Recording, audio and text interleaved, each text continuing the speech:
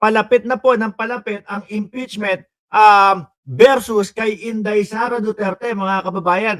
Nako ha, doon po sa mga nagsasabi na walang magiging boto o walang hindi aabot sa 1/3 yung boboto para ma-impeach si Sara Duterte sa Kongreso, mukhang nagkakamali kayo. Bakit? Ito, dito pa lang ho, mga kababayan, no? Isa lang, no? Ang tumutol, mga bossing. Panoorin at pakinggan ho natin ito. Iisa lang sa House Justice Committee ang tumutol sa sufficiency in substance ng ikatlo at ikaapat na reklamong impeachment laban kay Vice President Sara Duterte. Iisa lang, paano yan? Di tuloy-tuloy ang impeachment. Si Quezon City 4th District Representative Bong Suntay. Ay, nako, si Bong Suntay pala. Yung hindi pumanig, no? Para i-impeach ang Vice Presidente, mga kababayan, na sinasabi, hindi daw po siya DDS. Oo, yun yung sabi ni Bong Suntay, mga kababayan. Hindi daw po siya DDS, mga bossing. Ay, naniniwala po ba kayo doon? Mukhang wala namang katotohanan. O, ayan niya. O, siya nag-iisa. O, di ba? Tsaka ho, yung naging issue niya, itong mga kamakailang araw lang ho, mga kababayan, nanadamay pa si Ann L. Curtis. Pag-uusapan din ho natin yan, ha? Nanadamay si Ann Curtis. Kumbaga, magawan lang ng paraan na maidepensa ang Vice Presidente kung ano-ano na yung mga pinagsasabi. Damay pa si Ann Curtis. Ayun ho tuloy, galit ang mamamayang Pilipino sa kanya. Ginawa ang botohan matapos talakayin ang ikaapat na impeachment complaint na inihain ng abogadong si Nathaniel Cabrera at inendorso ni na House Deputy Speaker Paulo Ortega at Manila 6th District Representative Benny Abante. Kapwa nakakuha ng 54 na boto ang 3rd at 4th impeachment complaints. Gusto nito pinasasagot na si Vice President Duterte sa dalawang reklamong impeachment sa loob ng... Ako po, ang tanong, sasagot kaya ang Vice Presidente? Aba, ang tagal-tagal na ho dyan, mga kababayan. Diba? Unang beses na na-impeach ang Vice Presidente doon sa Kongreso, wala naman ho tayong narinig. Kahit anong sagot, para man lang ipagtanggol ang kanyang sarili. Kumuha ng abogado, 16 na abogado, wala tayong narinig na ipinagtanggol o depensa ng mga abogado para sa Vice Presidente. Sasagot kaya talaga dito? O sasabihin, naalala niyo po nung nagdeklara ako na ako ay tatakbo sa 2028, yan po ang dahilan kung bakit nila ako gustong ma-impeach. Baka yun na naman ang sabihin, pinupolitika sila. No? Paulit-ulit na lang kung ganun, mga kababayan. 10 araw. Pero paano kung hindi sasagot si VP Duterte sa dalawang reklamong impeachment laban sa kanya? Yan. Hindi, kasi ganun na ginawa nila dati, di ba? Deadma lang ho sila Pero ngayon, meron pong sasabihin si Congresswoman Beatrix Luistro kung sakaling isnabin ng Vice Presidente etong dalawang issue sa kanya. Ano po mangyayari, Madam? If she doesn't file an answer, that is considered as a denial of all the allegations contained in the complaint. Okay. Tapos po, And the Justice Committee will simply proceed to hearing this impeachment complaint. tuloy-tuloy. Tuloy-tuloy ho, mga kababayan. Sa ginawang deliberasyon ng 4th impeachment complaint ng House panel, Miyerkules March 4, ipinakita ang Statement of Assets, Liabilities and Net. Sandali. Salin ng Vice Presidente. Kano yun? Total asset, 98 ba yan? Malabo na mata ko talaga. 98,462,370 and 22 cents. No? Liabilities is 88,512. Tama ba? 88 million. Ang laki naman liability niyan. Ay, hindi. Ayun. Sorry. Total liabilities is 9.950 million. Okay, sorry, nagkamali lang ako. Tuloy. Net worth o SAL ni VP Duterte noong 2023 at 2024. 77.5 million pesos ang net worth ni VP Duterte noong 2023. 2023, 77.5.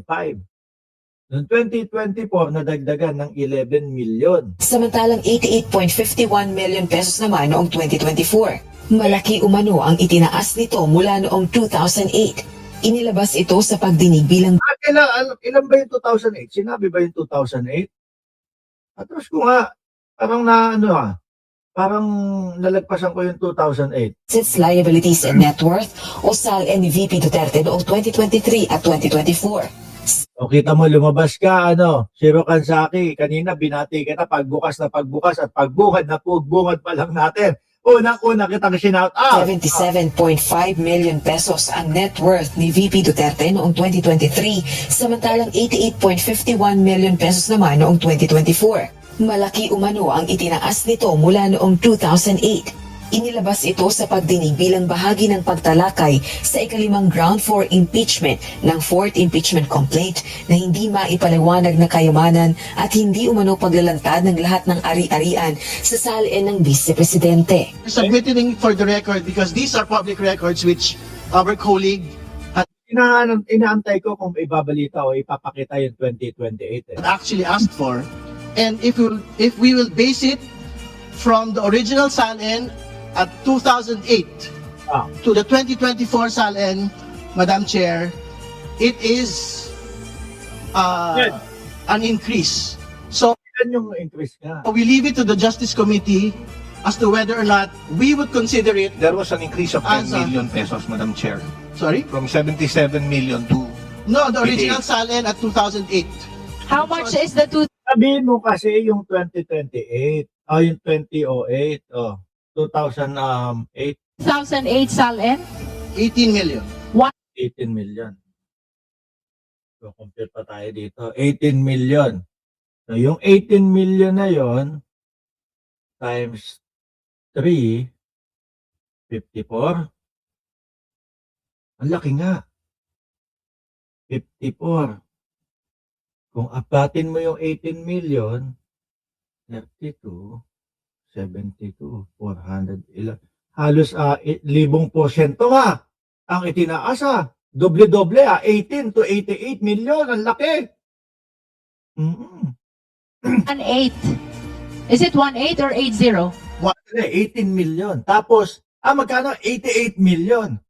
Tapos, ang bayad kay Koopman, 150 million daw. Buwan-buwan. Putik na yan. Saan galing yung mga pambayad nila? Kung totoo, yung 150 million, ang bayad buwan-buwan kay Koopman, tapos ang SALN ng Vice Presidente, 88 million.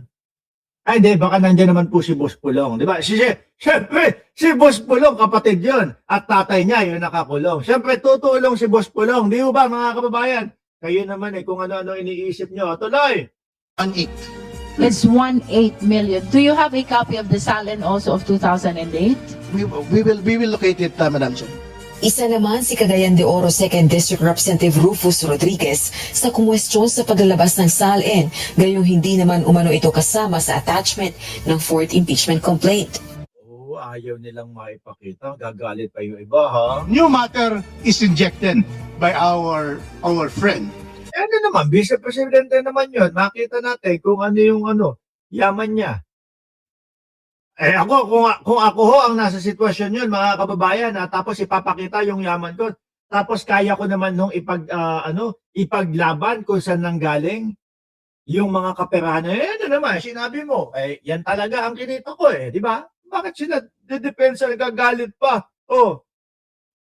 Congressman Ridon, stating about SALNs of 2023, 2024. Is that particular SALN, has that been authenticated by the Ombudsman? Do you have a copy of authentication of the Ombudsman? Honorable, Ano sagot ni Redon? Redon? I don't think that is required. It is public record, Madam Chair. You know, there's no automatic authentication, public record, all the records. There has to be authentication. When you go to a proceeding like this, Sinilip din Nagagalit. Ayaw nila ipaalam sa atin yung mga SALN nila. Pero ang ipinagtataka ko ho, 88 million SALN, pero ang mga ginagastos, bayad kila Koopman, halos umaabot ng 150 million daw po. 140 million to 150 million buwan-buwan.